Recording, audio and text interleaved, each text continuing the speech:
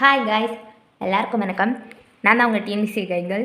இன்றைக்கி நம்ம சேனலில் என்ன பார்க்க போகிறோம் அப்படின்னா, தமிழ் இலக்கணத்தில் தொடர்ந்து கிளாஸ் பார்த்துட்டு வரோம். அதில் இன்றைக்கி வந்து வலு, வளாநிலை, வலு அமைதி அப்படிங்கிறத பார்க்க போகிறோம். வாங்க பார்க்கலாம்.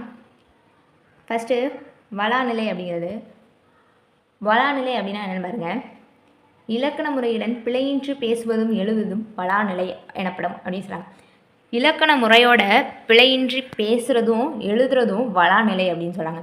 அதாவது நமக்கு இலக்கண முறை அப்படின்னு சொல்லி நமக்கு இலக்கணத்தில் ரூல்ஸ்லாம் இருக்கு இல்லையா, அதை தான் நம்ம இப்போ படிச்சுட்டு இருக்கோம் இல்லையா. இலக்கணத்தில் சொற்றொடர்னா அது இப்படி தான் அமையணும், இப்படி தான் இருக்கணும், பெயர்னா அது இப்படி தான் இருக்கணும், வினைனா அது இப்படி தான் இருக்கணும், வினையச்சம்னா இப்படி தான் இருக்கணும், எழுவாயினா இப்படி இருக்கணும், செய்யப்படும் பொருள்னா இப்படி இருக்கணும் அப்படின்னு சொல்லி ஒரு ரூல் இருக்கு இல்லையா. இலக்கண முறையில் வந்து நமக்கு வந்து ரூல் இருக்கு இல்லையா. அதே மாதிரி அந்த இலக்கண முறையோட பிழையே இருக்கக்கூடாது. பிழை இல்லாமல் நம்ம பேசுகிறதும் எழுதுவோம் இல்லையா, அதுவும் என்னவா வளாநிலை அப்படின்னு சொல்கிறாங்க.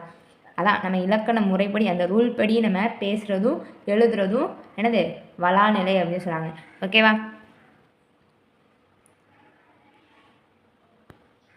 இரு திணையும் ஐம்பாலும் மூவிடமும் காலமும் வினாவும் விடையும் பல வகை மரபுகளும் ஆகிய 7 தொடர்களில் இலக்கண பிழைகள் இல்லாதிருப்பின் அவை வளாநிலை எனப்படும். இங்கே பாருங்கள், இரு திணை இருக்கணும், ஐம்பால், மூவிடம், காலம். இதுக்கு முன்னாடி பார்த்தோம் இல்லையா, திணைப்பால், எண்ணிடம், காலம் அப்படிங்கிற கிளாஸ் நம்ம இதுக்கு முன்னாடி பார்த்துருக்கோம் இல்லையா. அந்த 5மே வினா இருக்குது, விடை இருக்குது. வினா பார்த்துட்டோம், விடை பார்க்கலாம். இனிமேல் வினா பார்த்துருக்கோம். ஓகேவா. வினா, விடை, மரபுகள் இருக்குது இல்லையா, பல வகை மரபுகள் வந்து இருக்குது. அந்த மரபு இந்த 7மே தொடர்களில் வந்து தொடரில் இது எல்லாமே அமைஞ்சிருக்கும். நம்ம தொடர் அமைக்கிற அந்த இது பார்க்கும்போது நமக்கு தெரியும், ப்ராக்டிஸ்லாம் பண்ணுவோம், அதை பார்க்கும்போது தெரியும். அந்த தொடர் அமைக்கிறதுல இலக்கண பிழை வந்து இல்லை அப்படின்னா, அதாவது இலக்கண பிழை வந்து இருக்கக்கூடாது. அப்படி இல்லாமல் இருந்துச்சுன்னா, பிழை இல்லாமல் இருந்துச்சுன்னா அது என்னது வளாநிலை. அதாவது இலக்கண முறைப்படி ரூல் படி இருந்துச்சு, அந்த தொடர் வந்து ரூல் படி இருந்துச்சு அப்படின்னா அது வந்து வளாநிலை. ஓகேவா. இப்போ வளாநிலைனா என்னென்னு புரிஞ்சிச்சா. வளாநிலைனா என்ன, இலக்கண முறைப்படி நம்ம பேசுகிறது எழுதுறது ரெண்டுமே இலக்கண முறைப்படி இருந்துச்சுன்னா அது என்னது வளாநிலை அப்படின்னு சொன்னாங்க. இப்போ அடுத்து வலு பாருங்கள். வலு இலக்கண முறையின்றி பேசுவதும் எழுதுவதும் வலு எனப்படும். வலு அப்படின்னா என்னென்னு பாருங்கள், இலக்கண முறையின்றி பேசுகிறதும் எழுதுறதும். ஓகேவா. அதாவது இதுக்கு முன்னாடி பார்த்தது வளாநிலை வந்து என்னது இலக்கண முறையோடு பேசணும் எழுதணும். ஓகேவா. இதில் வந்து இலக்கண முறையின்றி பேசுகிறது எழுதுறது. அதாவது இப்போ நம்ம பேசுகிறோம் இல்லையா, அதுதான். ஓகேவா. இப்போ நம்ம வந்து இலக்கணம் முறைப்படியெல்லாம் நம்ம பேசுகிறது இல்லை, அப்படி தானே. அப்படி இப்போ பேசுகிறதில்ல. அடுத்த எக்ஸாம்பிள் பார்க்கும்போது கூட உங்களுக்கு புரியும் பாருங்கள். அப்போ தான் நல்லாவே புரியும் எக்ஸாம்பிள் பார்க்கும்போது. இப்போ இலக்கண முறையின்றி, அதாவது இலக்கண முறைப்படி நம்ம இப்போ பேசுகிறது கிடையாது. எக்ஸாம்பிள் பார்க்கும்போது உங்களுக்கு நல்லாவே புரியும். இலக்கண முறையின்றி அப்படி பேசுகிறது என்னென்னா, இப்போ எக்ஸாம்பிள் என்னென்னா, இப்போ நம்ம ஒரு பொம்பளை அதாவது ஒரு பொம்பளை பிள்ளைய கூட நம்ம எப்படி சொல்கிறோம், வாடா போடா அப்படின்னு சொல்லி சொல்லுவோமா. வாடா போடா இங்கே வாடா அப்படின்னு சொல்லி பெரியவங்களாம் சொல்லுவாங்க. டேங்க வாடா பாப்பா அப்படின்னு சொல்லி சொல்லுவாங்க இல்லையா.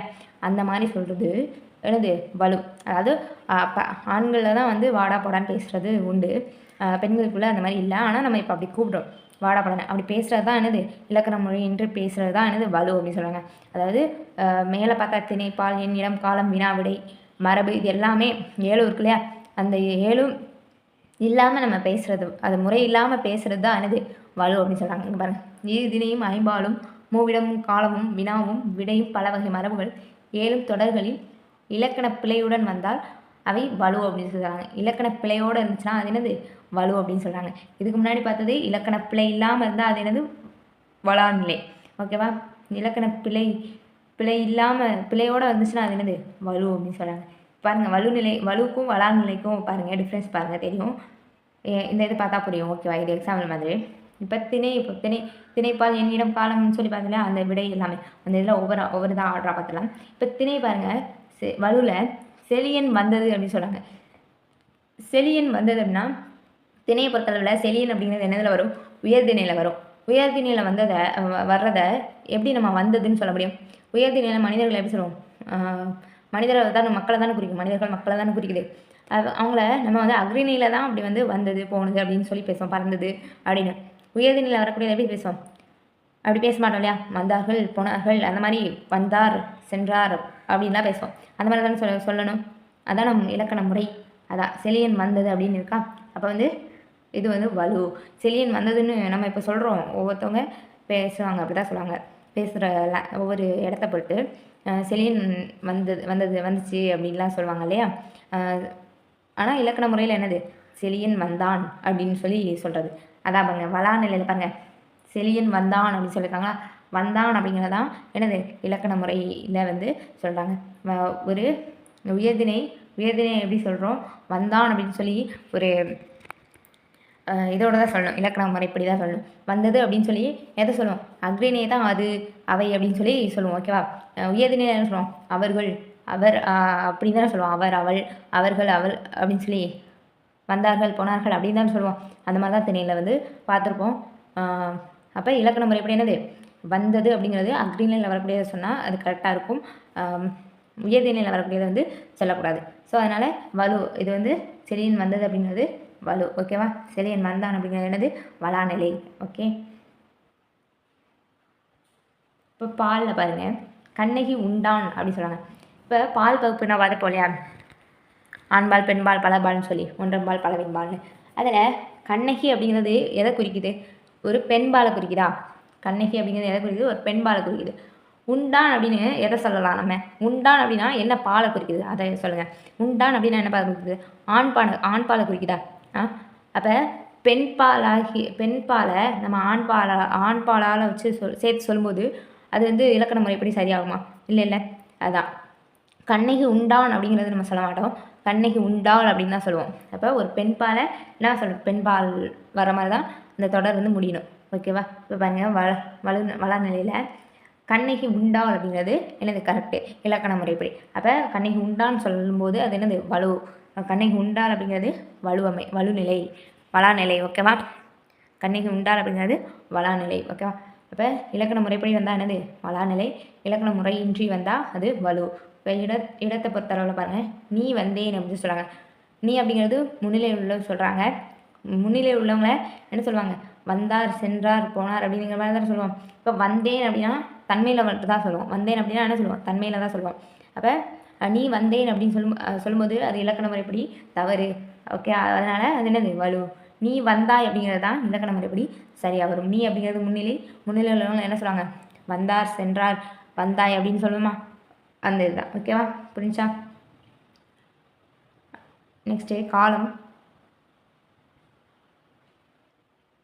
நேற்று வருவான் அப்படி, நேற்று வருவானம். நேற்று அப்படிங்கிறது காலத்தை பொறுத்தளவில், நேற்று அப்படிங்கிறது இறந்த காலத்தில் சொல்கிறது.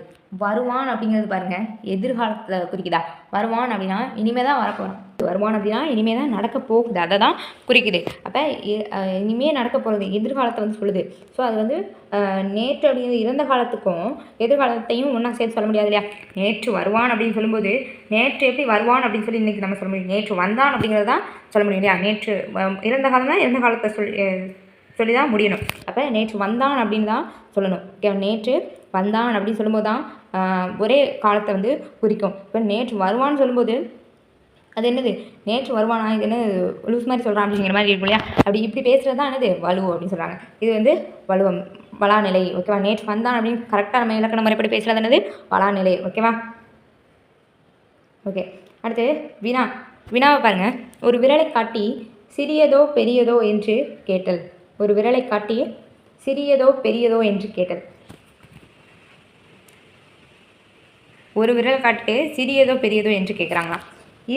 ஒரு விரலை காட்டிட்டு சிறியது பெரியதுன்னு எதுன்னு கேட்டால் எப்படி பதில் சொல்ல முடியும், சொல்லுங்கள் பார்ப்போம். ஒரு விரல் தான் இருக்கும், அது சிறியதாக பெரியதான் நம்மளால் எப்படி சொல்ல முடியும். இங்கே பாருங்கள், இரு விரல்களை காட்டி எது சிறியது எது பெரியது என்று கேட்டது. இதுதான் இலக்கண முறைப்படி கரெக்டு. இரு விரலை காட்டிட்டு எது சிறுசு எது பெருசு அப்படின்னு சொல்லி கேட்குறது தான் என்னது, கரெக்டு. ஒரு விரல் மட்டும் காட்டிட்டு இது சிறுசா பெருசான்னு சொல்லி கேட்டால் என்னடா இவன் லூஸ் மாதிரி பேசுகிறான்னு சொல்லிடுவாங்களா. அப்போ இது இப்படி பேசுகிறது தான் என்னது, வலு. இது வந்து வளாநிலை. ஓகேவா. அடுத்து விடை பாருங்கள். கண்ணன் எங்கே இருக்கிறார் என்ற வினாவிற்கு கண்ணாடி பைக்குள் இருக்கிறது என்று விடையளித்தல். அதாவது கண்ணன் எங்கே இருக்கிறான்னு சொன்னால் வீட்டில் இருக்கான், இல்லைனா ஸ்கூல் போயிருக்கான், அந்த மாதிரி எதாவது சொல்லுவோம். அப்படி சொன்னால் தான் என்னது கரெக்டாக இருக்கும். ஆன்சர் வந்து கேட்குற கொஸ்டினுக்கு ஆன்சர் வந்து கரெக்டாக இருக்கும். கண்ணாடி பைக்குள் இருக்கிறதுன்னு சொல்லி விடையளித்தா இதெல்லாம் நம்ம நக்கலாக பேசுகிற மாதிரி இருக்கும் இல்லையா. நம்ம விளையாட்டுக்கு நக்கலாக பேசுகிறோம் இல்லையா, அந்த மாதிரி. அப்போ இதுதான் என்னது, வலு. தவறாக பதில் சொல்கிறது. விடைக்கு பதிலாக கரெக்டான விடைக்கு பதிலாக தப்பாக பதில் சொல்லி சொல்கிறது தான் என்னது வலு. பாருங்கள், கண்ணன் எங்கே இருக்கிறார் அப்படின்னா என்ற வினாவுக்கு கண்ணன் வீட்டிற்குள் இருக்கிறார் என்று விடையளித்தல். கண்ணன் எங்கே இருக்கிறான்னா வீட்டுக்குள்ளே இருக்கான் அப்படிங்கிறத சொல்கிறோம். அப்போ இது என்னது வளாநிலை. ஓகேவா. மரபு அப்படின்னா தென்னை மரங்கள் உள்ள பகுதியை தென்னந்தோட்டம் என்று கூறுது. தென்னை மரங்கள் உள்ள பகுதியை தென்னந்தோட்டம் அப்படின்னு சொல்லி நம்ம என்ன சொல்லுவோம், தென்னந்தோட்டம்னு சொல்ல மாட்டோம் இல்லையா. தென்னை மரங்கள் இருக்க பகுதியை தென்னந்தோப்பு அப்படின்னு தான் சொல்லுவோம். பாருங்கள், எங்கே இருக்குது தென்னை மரங்கள் உள்ள பகுதியை என்ன சொல்லுவோம், தென்னந்தோப்புன்னு தான் சொல்லுவோம். தோட்டம் சொல்ல மாட்டோம். காய்கறி அந்த மாதிரி உள்ளதான் என்ன சொல்லுவோம், தோட்டம் அப்படின்னு சொல்லுவோம். காய்கறி தோட்டம் அந்த மாதிரி காய்கறியெல்லாம் போட்டோம்னா அதை தான் நம்ம என்ன சொல்லுவோம், தோட்டம் சொல்லுவோம். தோப்புன்னு வந்து அதை சொல்ல மாட்டோம். இப்போ தென்னை மரங்கள் உள்ளதை என்ன சொல்லுவோம், தென்னந்தோப்பு அப்படின்னு தான் சொல்லுவோம். அப்போ தென்னந்தோட்டம் சொல்கிறது வந்து தவறு, அது என்னது வலு அப்படின்னு சொல்லுவாங்க. இப்போ தென்னை மரங்கள் உள்ள பகுதியை என்ன சொல்லுவோம், தென்னந்தோப்பு என்று கூறுதல் அப்படிங்கிறது மரபுப்படி நம்ம வழக்கமாக நம்ம எது ஃபாலோ பண்ணுறோமோ அந்த தான் மரபு அப்படிங்கிறது. நம்ம பாரம்பரியமாக ஃபாலோ பண்ணிட்டு வர்றது மரபு அப்படின்னு சொல்லுவாங்க. மரபுங்கிறதுக்கு அர்த்தம் அதை இப்போ நம்ம என்ன சொல்லுவோம், தென்னந்தோப்புன்னு தான் நம்ம எப்போவுமே சொல்லுவோம். அதுதான் நம்மளோட மரபு. அப்போ அதுதான் இலக்கண முறைப்படியும் சரி. ஓகேவா. அதான் வளாநிலை அப்படின்னு சொல்கிறாங்க.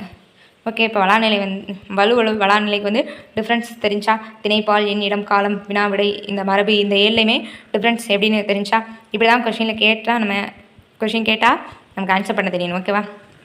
ஓகே, அடுத்து வலு அமைதி. பாருங்கள், இலக்கண முறைப்படி பிழையுடையது எனினும் வலு அமைதினா என்னவாங்க, இலக்கண முறைப்படி பிழையுடையது எனினும் இலக்கண ஆசிரியர்களால் ஏதேனும் ஒரு காரணம் கருதி பிழை என்று என ஏற்றுக்கொள்ளப்படுவது வலு அமைதி. இலக்கண முறைப்படி அது வந்து பிழை தான். ஓகேவா. பிழையாக தான் இருக்குது. ஆனால் ஏதாவது ஒரு ரீசனுக்காக அந்த பிழையவே நம்ம கரெக்டுன்னு சொல்லி ஏற்றுக்கிறோம். ஓகேவா. அந்த ஏற்றுக்கிறதா என்னது வலு அமைதி அப்படின்னு சொன்னாங்க. இலக்கண முறைப்படி பிழையாகவே இருக்கும், ஆனால் அது ஏதாவது ஒரு ரீசனுக்காக அதை வந்து ஏற்றுக்கிடுவாங்க. அதான் என்னது வலு அமைதி அப்படின்னு சொல்கிறாங்க. ஓகேவா. பாருங்கள், வலு அமைதியில் நிறைய திணைப்பால், எண்ணிடம், கால் அந்த இது வகைகள் வந்து இருக்குது. ஓகேவா. பாருங்கள், திணை வலு அமைதி அப்படின்னா என்னன்னு பாருங்கள். என் அம்மை வந்தாள் என்று மாட்டை பார்த்து கூறுவது திணை வலு அமைதி ஆகும். இங்கு உவப்பின் காரணமாக அக்ரிணை உயர்திணையாக கொல்லப்பட்டது. பாருங்கள், திணை வலு அமைதியில் என்ன சொல்லுவோம், உயர்திணை அக்ரிணைன்னு 2 பிரிவு இருக்குது. உயர்திணையில் உள்ளவங்கள கொஞ்சம் மதிப்பாக அந்த மாதிரி பேசுவோம் இல்லையா, மக்களை தானே அப்படி பேசுவோம், உயர்வாக பேசுவோம். அக்ரிணைனா சும்மா அது அவை அப்படின்னு அந்த மாதிரி தான் பேசுவோம். இதில் பாருங்கள், என் அம்மை வந்தாள் அப்படின்னு சொல்லும்போது, என் அம்மை அப்படின்னா என்ன சொல்கிறது, அம்மா அப்படிங்கிற மாதிரி சொல்கிறோமா. அப்போ மனிதர்களை தான் நம்ம அப்படி சொல்லுவோம். இப்போ மாட்டை போய் நம்ம வந்து அப்படி சொல்கிறோம், என் அம்மை வந்தாள் அப்படின்னு சொல்லி மாட்டை பார்த்து சொல்லும்போது அது வந்து இலக்கண முறைப்படி வந்து அது தவறு தான். தவறாக இருந்தாலும் என் அம்மை வந்தாலும் ஒரு உணர்ச்சிபூர்வமாக வந்து அவங்க சொல்கிறது வந்து என்னது ஏற்றுக்கொள்ளப்படுது. ஓகேவா.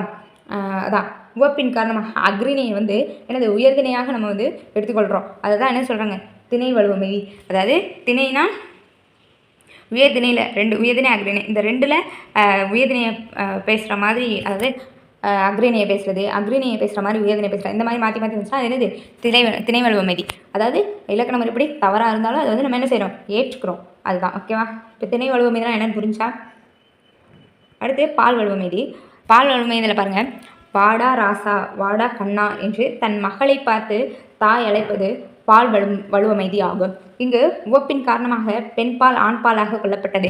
பாருங்கள், வாடா ராசா வாடா கண்ணா என்று மகளை பார்த்து அவங்க அம்மா சொல்கிறாங்களாம், வாடா ராசா வாடா கண்ணான்னு சொல்லி கூப்பிட்றாங்க. அப்போ நம்ம என்ன சொல்லுவோம், வழக்கப்படி நம்ம என்ன சொல்லுவோம், பசங்களை தான் வந்து வாடா போடா அப்படிங்கிற மாதிரி பேசுவோம் இல்லையா. பெண்களை வந்து அப்படி பேசுகிறதில்ல.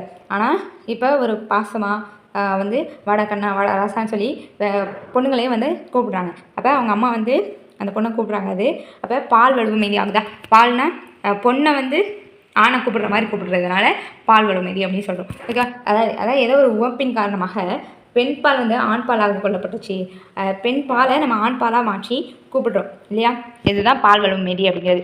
இது தவறாகவே இருந்தாலும் என்ன செய்கிறோம், ஏற்றுக்கிறோம். ஓகேவா. அதுதான் வலு அமைதி அப்படிங்கிறது. ஓகேவா. இப்போ பால் வலு அமைதி புரிஞ்சா. அடுத்து இட வலு அமைதி. பாருங்கள், மாறன் என்பான் தன்னை பற்றி பிறரிடம் கூறும்போது இந்த மாறன் ஒரு நாளும் பொய் கூற மாட்டான் என தன்மையினை படர்க்கை இடத்தில் கூறுவது இடவலுமைதி ஆகும். படர்க்கைனா பாருங்கள், எங்கேயோ இருக்கிறவங்கள நம்ம சொல்கிறது அந்த மாதிரி தானே சொல்லி பார்த்துருப்போம். எங்கேயோ இருப்பாங்க, அவங்கள அவன் அப்படி இப்படின்னு சொல்லி சொல்லுவோம். ஓகேவா. அவன் அவர் அப்படின்னு சொல்லி எங்கேயோ இருக்கவங்கள பற்றி நம்ம இங்கே சொல்லிகிட்டு இருப்போம் இல்லையா. அந்த மாதிரி என்ன சொல்கிறான் பாருங்கள், மாறன் அவனை பற்றி தான் சொல்லலாம், தன்மையில் தான் சொல்லணும். தன்மை நம்மளை பற்றி நம்மளே சொல்லும்போது என்ன சொல்லுவோம்? தன்மையில் தான் சொல்லுவோம். முன்னிலையில் உள்ளவங்களாம் எப்படி சொல்லுவோம்? நீ, நீங்கள், நீவர் அப்படின்னு சொல்லுவோம். இப்போ படற்கையில் இருக்கவங்க தான் என்ன சொல்லுவோம்? அவன், அவர்கள் அப்படின்னு சொல்லி சொல்லுவோம். இப்போ மாறன் என்ன சொல்கிறானா? இந்த மாறன் ஒரு நாளும் பொய் கூற மாட்டான் அப்படின்னு சொல்லி சொல்கிறானா. அவனே சொல்லிக்கிறான், இந்த மாறன் ஒரு நாளும் பொய் கூற மாட்டான் அப்படின்னு சொல்லி. அவனே நான் ஒரு நாள் பொய் கூற மாட்டேன் அப்படின்னு சொல்கிறதுக்கு பதிலாக அவர் வந்து உணர்ச்சிபூர்வமாக அந்த டயலாக் மாதிரி சொல்கிறார், இந்த மாறன் ஒரு நாள் பொய் கூற மாட்டான் அப்படின்னு சொல்லி. அதுதான் என்ன சொல்கிறாங்க? இடவழுவ மீதி. அவர் இங்கே தான் இருக்கார், அப்போ தன்மையில் தான் நம்ம சொல்லணும். ஆனால் அவர் என்ன சொல்கிறார்? படற்கையில் வந்து கூறுறாரு. அதனால் என்ன செய்கிறாங்க?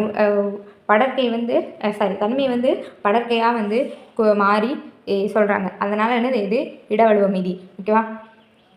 இப்போ புரிஞ்சா இடவழுவ மீதி அப்படிங்கிறது? இடவழுவ மீதி வந்து இந்த தன்மை முன்னிலை படற்கை அப்படிங்கிற இடத்தை பற்றி நம்ம பார்த்துட்டோம் இல்லையா ஆய்வகங்களில், அதை வச்சு பார்த்தா தான் உங்களுக்கு ஈஸியாக இருக்கும். ஓகேவா? இப்போ கால வழுவ மீதி வந்து பார்க்கலாம். பாருங்கள், குடியரசுத் தலைவர் நாளை தமிழகம் வருகிறார் அப்படின்னு சொல்கிறாங்க. இந்த தொடர் குடியரசுத் தலைவர் நாளை வருவார் என அமைதல் வேண்டும். அவ்வாறு அமையவில்லை என்றாலும் நம் பிள்ளையாக கருதுவதில்லை. ஏனெனில் அவரது வருகையின் உறுதித்தன்மையை நோக்கி கால வலுமையாக ஏற்றுக்கொள்கிறோம் அப்படின்னு சொல்கிறாங்க. கால வலுமையாக ஏற்றுக்கொள்கிறோம் அப்படின்னு சொல்கிறாங்க. இப்போ பாருங்கள், குடியரசுத் தலைவர் நாளை தமிழகம் வருகிறார் அப்படின்னு சொல்கிறாங்க. இப்போ நாளை அப்படிங்கிறது பாருங்கள், குடியரசுத் தலைவர் நாளை வருகிறார் அப்படின்னு சொல்லும்போது இன்றைக்கி வர்றார் அப்படின்னா தான் அதாவது நாளை அப்படிங்கிறது என்னது? எதிர்காலத்தை சொல்கிறது தான் நாளை அப்படிங்கிறது. வருகிறார் அப்படிங்கிறது என்னது? நிகழ்காலத்தில் நடக்கிறது. வருகிறார் அப்படின்னு சொல்லி இன்றைக்கி வராரு அப்படின்னு சொல்லி சொல்லுவோம் இல்லையா? அதான் நிகழ்காலத்தில் இருக்கிறது வருகிறார் அப்படிங்கிறது. வருவார் அப்படிங்கிறது தான் என்னது? எதிர்காலம். வருவார் அப்படிங்கிறது தான் எதிர்காலத்தில் நடக்க போகுது. அப்போ நாளை அப்படிங்கிறதும் எதிர்காலம் தான், வருவார் அப்படிங்கிறதும் எதிர்காலம். அப்போ எப்படி ஒன்று? குடியரசுத் தலைவர் நாளை வருவார் அப்படின்னு, நாளை தமிழகம் வருவார் அப்படின்னு வேணால் சொல்லலாம். ஓகேவா? வருகிறார் அப்படின்னு சொல்லும்போது அது வந்து ஒரு எதிர்காலம் வந்து நிகழ்காலத்தில் நடக்க போகிறது மாதிரி சொல்கிறது. அதனால் இது வந்து தவறு. இந்த வாக்கியம் வந்து தவறு. ஆனாலும் நம்ம எதுக்கு இதை ஏற்றுக்கிறோம் அப்படின்னா, இது வந்து ஆனாலும் நம்ம இலக்கண முறைப்படி தவறாக இருந்தாலும் நம்ம இந்த வாக்கியத்தை வந்து ஏற்றுக்கிறோம். ஏன் ஏற்றுக்கிறோம் அப்படின்னா, அவர் வந்து வர்றது கன்ஃபார்ம் ஆயிடுச்சு. அவரோட உறுதியாக வந்து தமிழகம் வந்து நாளைக்கு வராரு. அதனால் நாளைக்கு தமிழகம் வருகிறார்னு சொல்லி சொல்லும்போது அது ஒரு உறுதித்தன்மையை வந்து சொல்லுது. அதனால் இது கால வலுவு மீதியாக வந்து இதை இலக்கண ஆசிரியர்கள் வந்து ஏற்றுக்கொள்கிறாங்க. ஓகேவா? இப்போ நான் எதிர்காலத்தில் இது புரியுத கால வலுவு மீதி அப்படிங்கிறது எதிர்காலத்தில் இருக்குது, ஆனால் அது நிகழ்காலத்தில் நடக்க போகிறது மாதிரி சொல்கிறாங்க. அதனால தான் இந்த லைன் வந்து தப்பு. ஓகேவா? அதனால தான் இது தப்பு. ஆனாலும் நம்ம ஏற்றுக்கிறோம். எதுக்காக? அவங்க வர்ற உறுதித்தன்மைக்காக. அது வந்து ஒரு நிகழ்வு மாதிரி ஆயிரும் இல்லையா? குடியரசுத் தலைவர் வரானா, அவர் வந்து ஒரு பெரிய பதவியில் இருப்பார், அவர் வரானா ஒரு பெரிய நிகழ்வு மாதிரி ஆயிரும். அப்போ வருகிறார் அப்படிங்கும்போது அதை வந்து வரப்போகிறாரு, அதுக்காக நம்ம எல்லா ஏற்பாடு பண்ணிட்டு இருப்பாங்க, செஞ்சுருப்பாங்க. அப்போ அது அவங்களோட உறுதித்தன்மை வந்து ஆயிடுச்சு. அதனால் வந்து நம்ம இதை ஏற்றுக்கிறோம் அப்படின்னு சொல்கிறாங்க. ஓகேவா? இப்போ கால வலுவு மீதினா என்னென்னு புரிஞ்சா? அடுத்து பாருங்கள், மரபு வலுவு மீதி. கத்துங்குயிலோசை சற்றே வந்து காதிற் படவேணும் அப்படின்னு சொல்லி பாரதியார் பாடியிருக்காரு. இப்போ கத்துங்குயிலோசை அப்படின்னா, குயில் வந்து என்ன சொல்லுவோம்? கூவும் அப்படின்னு தானே சொல்லுவோம். ஆனால் இங்கே என்ன சொல்லியிருக்காங்க? கத்தும் அப்படின்னு சொல்லியிருக்காங்க. ஓகேவா? குயில் வந்து கத்தும் சொல்ல மாட்டோம். குயில் வந்து என்ன சொல்லுவோம்? அதோட மரபு என்ன? குயில் வந்து கூவும் அப்படின்னு தான் சொல்லுவோம். மயிலாகும் அப்படின்லாம் படிச்சு போலையா? அந்த இது பாருங்கள், குயில் கூவும் என்பதே மரபு, குயில் கத்தும் என்பது மரபு வலு ஆகும். குயில் கத்தும் என்பது மரபு வலு. வலுனா என்னது? தவறு தானே. அப்போ மரபு வலு அப்படின்னு சொல்கிறாங்க. இங்கு கவிதையில் இடம்பெற்றிருப்பதால் இது மரபு வலுவமைதியாக ஏற்றுக்கொள்ளப்பட்டது அப்படின்னு சொன்னாங்க. இது கவிதையில் வந்து வந்திருக்கிறதுனால மரபு வலுவமைதியாக ஏற்றுக்கிட்டாங்களாம். கத்துங்குயிலோசை அப்படின்னு சொல்லி ஏற்றுக்கிட்டாங்களாம். ஆனால் இது என்னது? கத்தும் அப்படிங்கிறது தவறு தான். கத்தும் குயில் அப்படிங்கிறது தவறு தான். ஆனாலும் நம்ம இது கவிதையில் வந்திருக்கிறதுனால ஒரு இனிமைக்காக நம்ம வந்து என்ன செய்யணும்? ஏற்றுக்கிறோம். அந்த மரபு வலுவமைதியாக வந்து நம்ம ஏற்றுக்கிறோம். அதுதான் வந்து வலுவமைதி, மரபு வலுவமைதி என்னப்படும். ஓகேவா? இப்போ வலுவமைதியில் என்னது? திணை, பால், எண், இடம், காலம் அப்படின்னு எல்லாமே பார்த்துட்டோம். மரபு எல்லாமே பார்த்தாச்சு. ஓகேவா? இப்போ வளாநிலை வலுவமைதினா என்னென்னு புரிஞ்சிருக்குன்னு நினைக்கிறேன். வளாநிலைனா என்ன? இலக்கண முறையின்றி பேசுகிறது, எழுதுறது. அதுதான் என்ன? பேசுகிறது, எழுதுறது எல்லாமே என்னது? சரி, இலக்கண முறையோடு பேசுகிறது தான் என்னது? வளாநிலை அப்படின்னு சொல்கிறாங்க. இலக்கண முறையுடன் பேசுகிறது. ஓகேவா? பிள்ளை இருக்கக்கூடாது. இலக்கண முறைப்படி நம்ம பேசுகிறது, எழுதுறது அது எல்லாமே என்னது? வளாநிலை அப்படின்னு சொல்கிறாங்க. இது எதெல்லாம் வரும்? 7 இதில் வரும், 2 திணைகளில் வரும், 5 பாலில் வரும், 3 இடத்துலையும் வரும், காலத்துலேயும் வரும், வினாவிலையும் விடையிலையும் மரபுகள்லையும் வரும். ஓகேவா? இந்த 7 இதுலேயும் வந்து வளாநிலை அப்படிங்கிறது வரும். வலு அப்படிங்கிறதும் அதே மாதிரி தான் 7 இதுலேயும் வரும். என்ன வரும்? இது வந்து இலக்கண முறையின்றி பிழையாக பேசுகிறது தான். ஓகேவா? பிழையோடு நம்ம பேசுகிறது தான் என்னது வலு அப்படின்னு சொல்கிறாங்க. ஓகேவா? இப்போ வலுவ மீதினான பார்த்தா இலக்கண முறையில் வந்து அது வந்து பிழையாக தான் இருக்கும். பிழையுடையது எனினும் பிழையாக தான் இருக்கும். ஆனாலும் ஏதோ ஒரு ரீசனுக்காக நம்ம என்ன செஞ்சுக்கிறோம், அது பிழை அன்றுன்னு சொல்லி நம்ம ஏற்றுக்கிறோம். அது பிழை இல்லை அப்படின்னு சொல்லி நம்ம ஏற்றுக்கிறோம். அதுதான் என்னது வலுவமைதி அப்படின்னு சொல்கிறாங்க. ஓகே, அதில் திணைப்பால் எண்ணிடம் காலம் அப்படின்னு சொல்லி மரபு அப்படின்னு எல்லாமே பார்த்தாச்சு. ஓகே, இவ்வளோதான் வளாநிலை அப்படிங்கிறது. ஓகே, வீடியோ பிடிச்சிருந்தா லைக் பண்ணுங்கள், ஷேர் பண்ணுங்கள், கமெண்ட் பண்ணுங்கள். நெக்ஸ்ட் வீடியோவில் சந்திக்கிறேன். பாய்.